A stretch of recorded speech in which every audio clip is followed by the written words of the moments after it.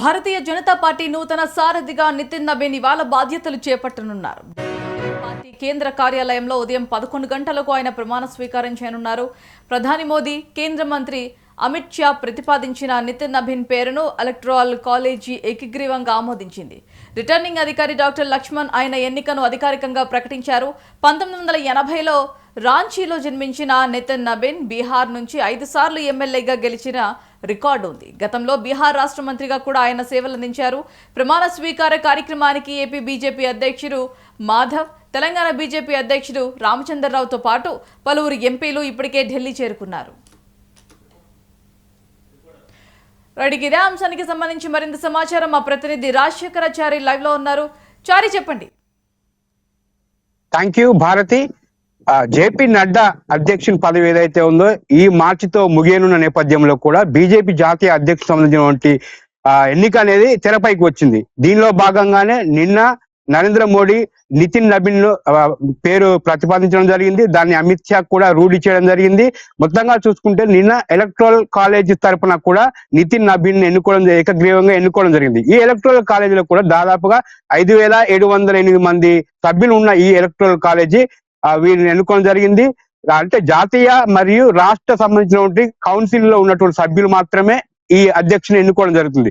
కాబట్టి ఈ నితిన్ నబీన్ అనేది ఇంతకుముందే ఆల్రెడీ 2 months బ్యాక్ ఇతన్ని బీజేపీకి సంబంధించినటువంటి వర్కింగ్ ప్రెసిడెంట్ గా కూడా ఎన్నుకోవడం జరిగింది. అప్పుడే దీనిని అధికారికంగా ప్రకటించకపోయినప్పటికీ కూడా జేపీ నడ్డా అధ్యక్ష పదవి మార్చి వరకు ఉంది కాబట్టి తాత్కాలికంగా అతన్ని వర్కింగ్ ప్రెసిడెంట్ గా ఎన్నుకోవడం జరిగింది.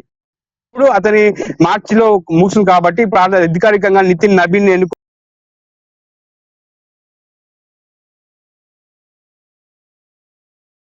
ప్రవీణ్ కిషోర్ అలాగే శ్రీమతి మీరా సింహ దంపతులకు ఈయన అక్కడ జన్మించడం జరిగింది. అయితే 1996లో ఈయన తన మెట్రిక్ ను కంప్లీట్ చేసి 98లో డిగ్రీ పట్టా పుచ్చుకోవడం జరిగింది. అలాగే 2006లో ఈయన మొట్టమొదటిసారిగా పాట్నా వెస్ట్ నుంచి మొట్టమొదటిసారిగా 2006లో అసెంబ్లీ నుంచి ఎన్నిక కాబడ్డారు. అంటే అసెంబ్లీ ఎమ్మెల్యేగా గెలవడం జరిగింది.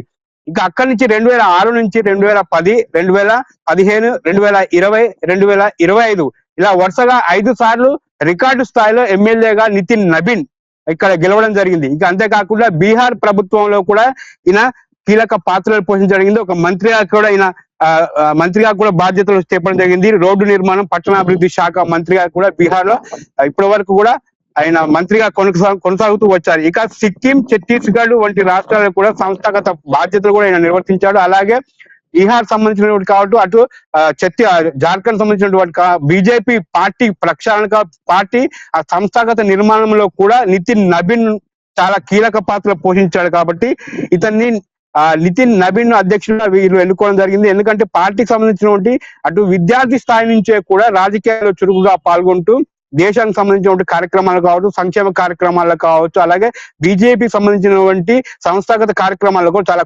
చురుకుగా పాల్గొంటూ కూడా బీజేపీకి సంబంధించినటువంటి పార్టీ పురోగతి కూడా ఆయా రాష్ట్రాల్లో కూడా ఆయన కృషి చేయడం జరిగింది. అలాగే ఆర్ఎస్ఎస్ లో కూడా ఈయన పనిచేసిన నేపథ్యం ఉంది కాబట్టి కూడా ఢిల్లీ నితిన్ నబీన్ ను అధికారికంగా అతన్ని అధ్యక్షుడు చేయడం కోసం అని చెప్పేసి వీళ్ళు ప్రకటించడం జరిగింది. కాబట్టి మార్చిలో ఈ జేపీ నడ్డా అధ్యక్ష పదవి ముగిసిన నేపథ్యంలో కూడా నితిన్ నబీన్ ను అధ్యక్షునిగా ఆల్రెడీ ప్రకటించిన నేపథ్యంలో ఈ రోజు 11 గంటలకు ఆయన ఢిల్లీ కేంద్ర కార్యాలయం ఉన్నటువంటి బీజేపీ కేంద్ర కార్యాలయంలో ఈ రోజు 11 గంటలకు ప్రమాణ స్వీకారం ఉండబోతుంది. ఇప్పటికే దీనికి సంబంధించినటువంటి ప్రమాణ స్వీకారానికి ఆయా రాష్ట్రాల నుంచి బీజేపీకి సంబంధించిన అధ్యక్షులు కావచ్చు, ఉపాధ్యక్షులు కావచ్చు, స్టేట్ ఇన్ఛార్జీలు కావచ్చు, అలాగే యువ మోర్చా, ఎస్టీ ముఖ్య నాయకులు అయితే ఉన్నారో వారితో పాటు కూడా ఎలక్టోరల్ కాలేజీలో ఉన్నటువంటి సభ్యులు కూడా మొత్తంగా కూడా ఈ రోజు అక్కడికి ఆల్రెడీ చేరుకోవడం జరిగింది.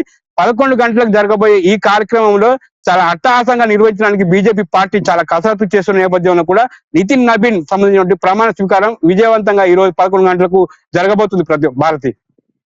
Right Chari, thanks for the update.